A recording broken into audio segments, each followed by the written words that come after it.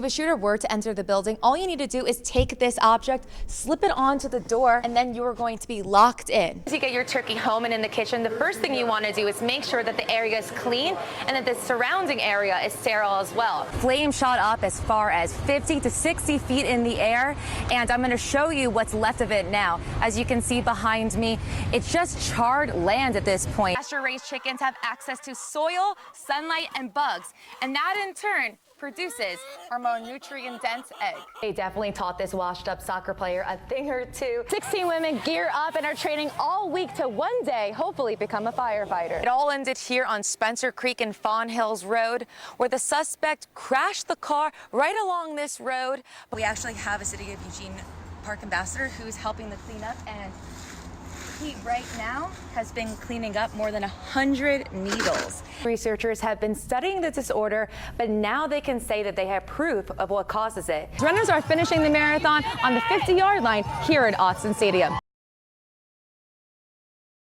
Very grateful, very happy, and just on to the next goal. University of Oregon student and professional Nike athlete Justin Gallegos did it.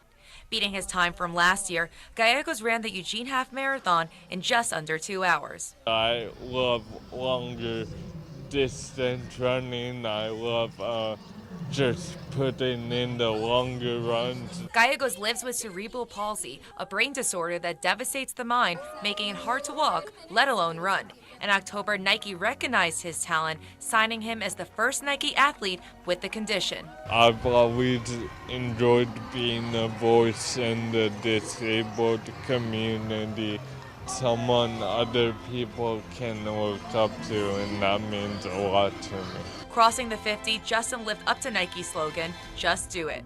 For the first time in 13 years, runners are finishing the marathon on the 50-yard line here at Autzen Stadium.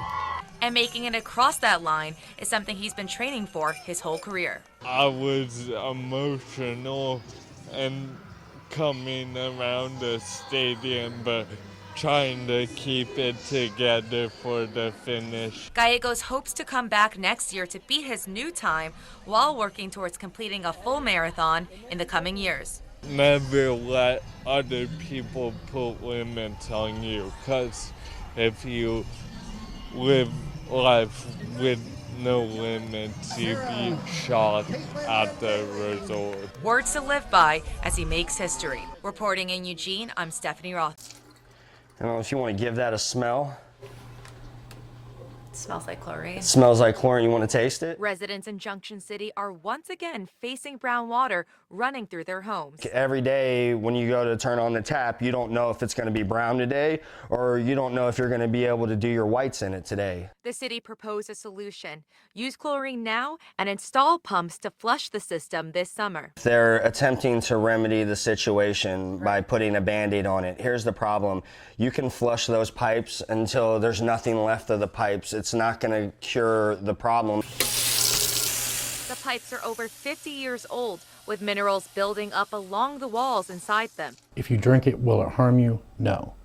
Is it fun to drink? No. I mean, nobody wants to drink brown water. Nobody wants to take a bath in a brown water. The line running to the state hospital in Junction City is 4 times the size of what it needs to be. The state doesn't want to change the agreement detailing how water is used. Because we were intended to use double what we are supposed to be using today because of the prison. Since we're not using that double, it takes longer for the water to get through that pipe.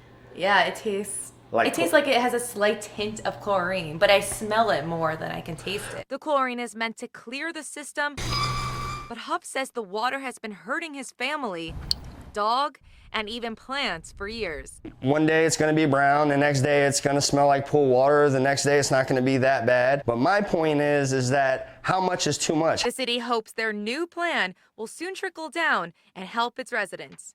Reporting in Junction City, I'm Stephanie Rothman.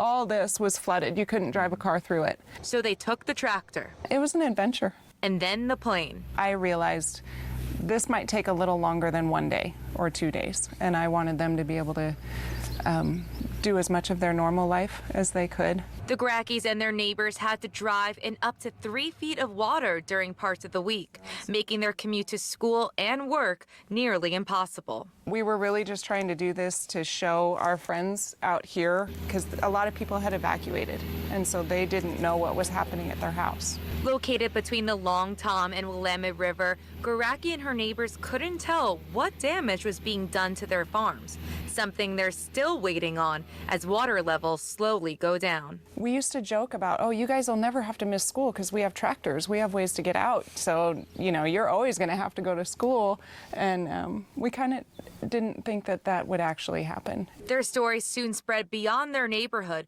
causing a flurry of reactions online. So my aunt was like, wow, your mom's Facebook post has 3,000 views, and then the next day she was like, it's at 8,000 views. And I was like, wow, mom's going viral before I did.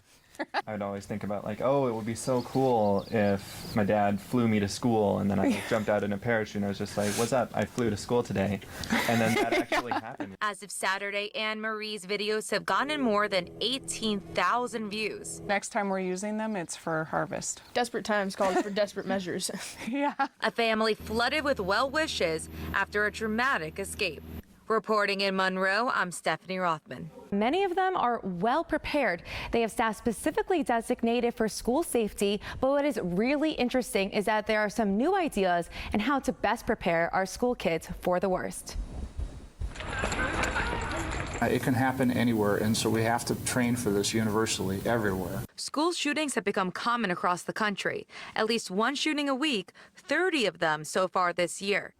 What you're watching is training to help prevent casualties in face of an active shooter. Here in Western Oregon, most schools follow a program called ALICE: Alert, Lockdown, Inform, Counter, and Evacuate. Statistically, the police are not going to get there before the majority of the incident has taken place. So if that's true, then the first responders are not us. The first responders are the people in the situation. Lieutenant Mozan has trained 6 major school districts in our area. Most recently, he says the program has adopted a counter element as a last resort. We're using proven psychological concepts of noise, distance, movement, and distractions to make it difficult for a person who wants to hurt somebody to fire a gun accurately. But they don't train everyone like this. That we're using the same ALICE principles, but we're making it so it's more age appropriate, because the way we would describe to 15 and 16-year-olds is different than how we would talk with 5 and 6-year-olds. While drills are the most visual reminder, the very first one you see when you enter a school is the vestibule at the front door. We want to know who's coming into our school buildings and be able to control that access. Another can be used on doors inside. If a shooter were to enter the building, all you need to do is take this object, put it over the door, and then you're going to be locked in. Unfortunately, as an administrator, I have to wake up every morning now thinking that this could happen in my building or my community. And so it's kind of the sad reality of being an educational leader now. Junction City schools don't follow all of ALICE, but instead use practices from the I Love You Guys Foundation, which focuses on getting out without confronting a gunman.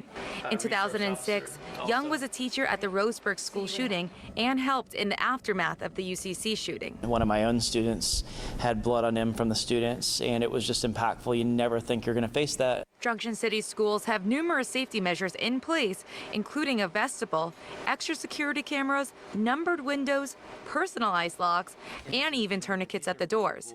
Signs that in an ever-changing world where shootings have yet to become the new normal, our schools are getting ready.